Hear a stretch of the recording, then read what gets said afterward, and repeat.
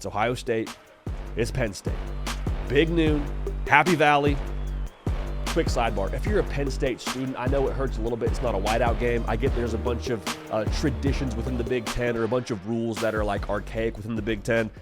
They're still going to bring like a whiteout level of energy for this game. Ohio State, 3.5-point favorites. All right? If you're Penn State, man, there's a beautiful part of the 12-team playoff as it pertains to this game.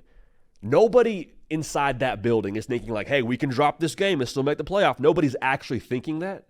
But if you are going to zoom out from a fan base level, the stakes have never been lower for this spot.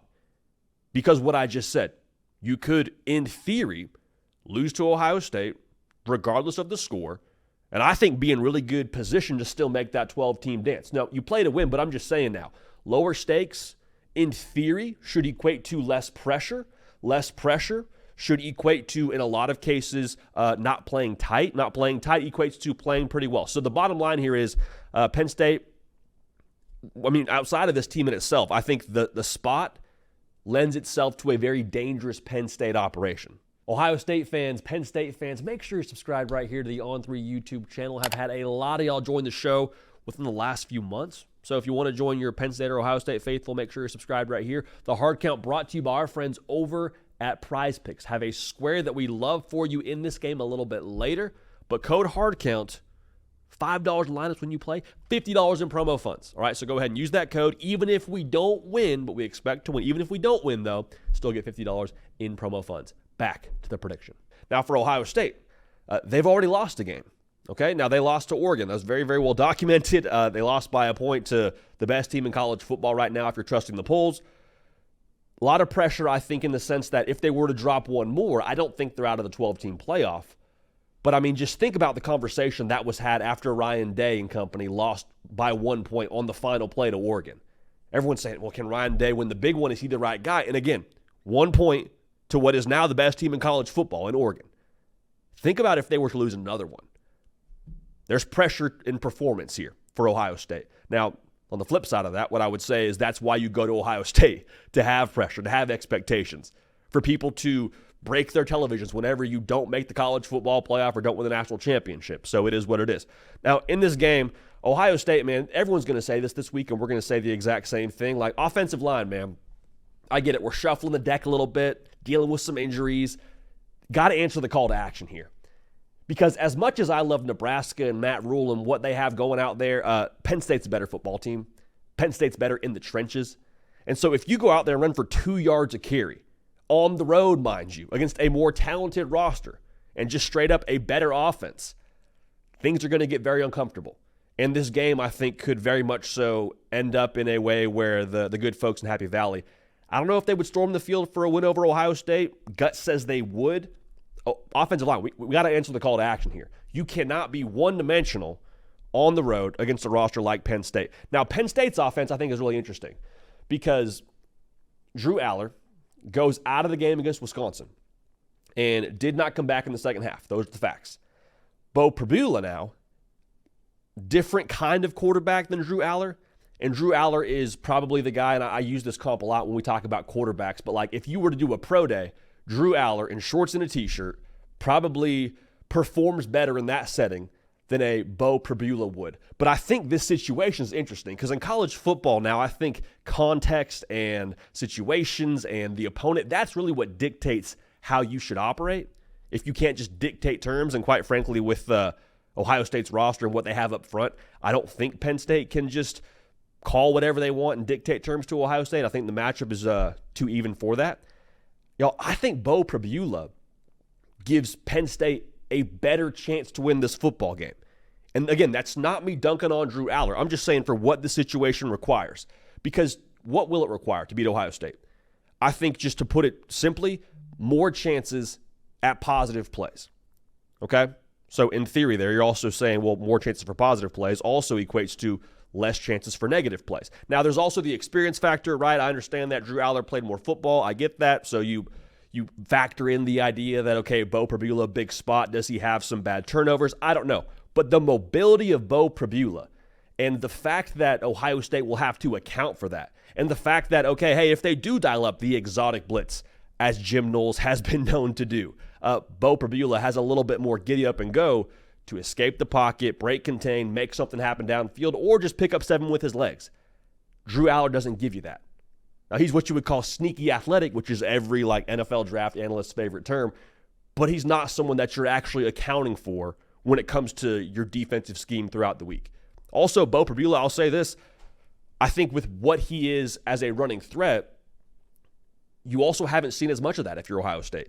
Like, that's a whole other playbook that you just haven't seen as much of on tape from Penn State. And Penn State, we know this, man, like to get a little bit cheeky, if you will. And in this spot, with the stakes being what they are, again, you can drop this game and still make the college football playoff. I don't think they're thinking that, but I mean, you cannot go back to your locker room after this game is over. Clock hits 000, fourth quarter, and say, man, I wish we had called that trick play. Man, I wish we had gone to this formation that we haven't shown yet, or this personnel grouping. Like, you empty the clip here.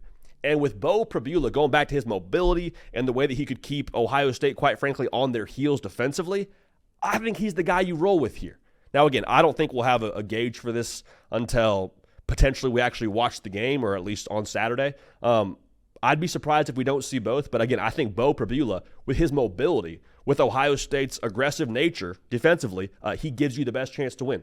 It sounds funny to say out loud, but that's just how I feel about it. For Ohio State, man, with what they are offensively, we spoke to the offensive line. This is the spot now. We need like the Chip Kelly sensei game, if you will. Because Chip Kelly, when he got the job to be the OC at Ohio State, the first thought that I had is, okay, well, obviously he's had a lot of success everywhere he's been, from UCLA and from Oregon. The thing that sticks out to me, though, is he has done more with less. Because think about those Oregon teams that he was the head coach of. Those weren't teams that were like recruiting at a top 5, top 3 level. Like, the ingredients that Chip Kelly was working with there, like, he's getting after you with 3 stars. Okay, he's running for over 200 yards a game with that kind of an outfit, with not as just physical specimens as maybe he has at Ohio State. So the point being here, you have better ingredients at Ohio State than you had at UCLA and Oregon. You can make it work. And I think now with them having a week, ideally, to kind of get their unit solidified up front, we're going to see Chip Kelly get in his bag. Again, if they don't, we got issues, but I would expect misdirection. I would also expect a whole lot of the perimeter run game. Saw this a little bit against Nebraska, but what this does for Ohio State, you take some pressure off the offensive line. You make sure that they don't have to just dominate their man in front of them for you to have successful run play. And you're going to have to be a little bit two-dimensional, I think, to win this football game. So again, Chip Kelly, the sensei game. That's what's coming up here. Penn State, they play a lot of man coverage. Speaking of what Ohio State's going to do offensively, I think that's a bad way to go about your business, truthfully. Now, again, Penn State and what they're doing in-house, they have a much better gauge for their personnel than I do, but I'm just telling you this. My eyes work just fine. I know Emeka Egbuka is a freak show. I know Jeremiah Smith was developed in a lab somewhere. I don't think you can just say, hey, we like our guys better than your guys. We're going to win this football game. And if you do that, well, then you better get home on Will Howard. And so I'm so tired of hearing this narrative that Kyle McCord, man, he's better than Will Howard. Will Howard's a Kyle McCord 2.0. Like, one, I think we've seen now to this point in the year that's not true. 2, the mobility of Will Howard in this spot is absolutely massive. And you'll see it again in this spot when it comes to how Penn State tries to apply pressure. Because Abdul Carter, man, it's a bad dude coming off the edge. And with what Ohio State has done offensively against Nebraska, with what they have up front right now, he's licking his chops. So again, I think Chip Kelly will give them a lot of easy access throws. I think they'll build in a lot of hots for him to have success against an aggressive Penn State defense, but don't get it twisted now. When it comes time for Ohio State to swing their sword and take some shots at Penn State, I like what Ohio State has on the perimeter a lot more than what Penn State has on the perimeter. So if you're betting on your guys there, I would take Ohio State's guys every single time. So I got a prize pick square. We'll get to our prediction. The prize pick square I love, Will Howard right now, got him at 1.5 touchdown passes. Take the more there all day long. For the reasons I just said. They're going to win on the perimeter. You're not 100% sure what you have in the run game. So even when they get into the red zone, there could be some quick game that happens to allow Ohio State to get in the end zone vertically. So keep an eye on that. But when it comes to our pick in this game, I just don't think Penn State has the horses to hang with Ohio State. Like, whether it be defensively, whether it be offensively, I just think overall the personnel gap when we actually see this thing play out, I think Ohio State just has more. And on top of that, Ohio State has the experience up front. On the defensive side of the football, I think the secondary is going to minimize explosive plays. Now, Penn State, you empty the clip 100%. You do all the stuff with Tyler Warren where he's snapping the football and then he's going deep on a vertical route. You do the whole two quarterback. Like, you do whatever you can. Whatever you can. Bo Prabula, again, I think he elevates all your skill players. But at the end of the day, man, I just think Ohio State has too much in the tank. I think they're too versatile. I think if Drew Aller plays the majority of this game, you see the final score be Ohio State 28, Penn State 17.